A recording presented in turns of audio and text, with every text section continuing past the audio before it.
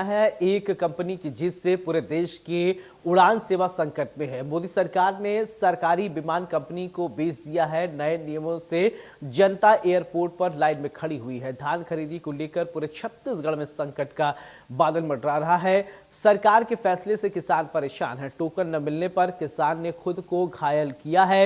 महासमुंद में किसान ने गला काटा।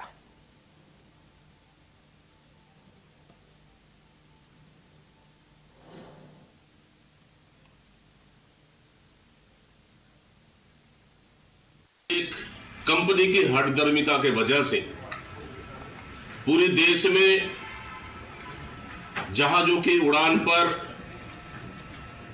संकट आ गया।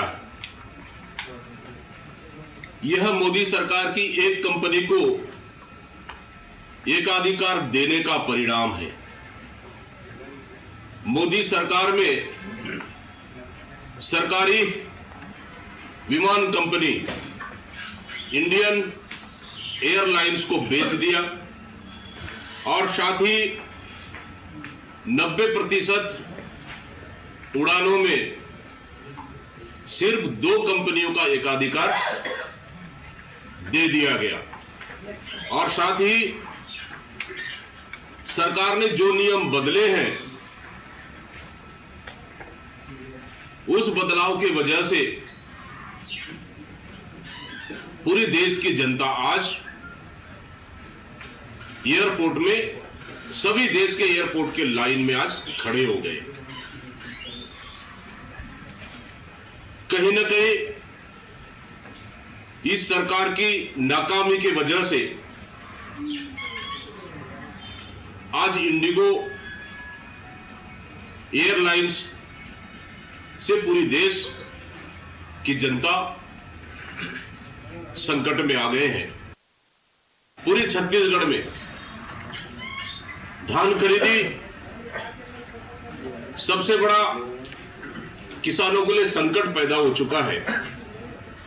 वो इसलिए कि सरकार की सिर्फ गलत नीति के वजह से एक तरफ तो टोकन के लिए किसान दर दर भटकने को मजबूर है, दूसरी तरफ खरीदी केंद्रों में खरीदी की एक लिमिट तय कर दिया गया है।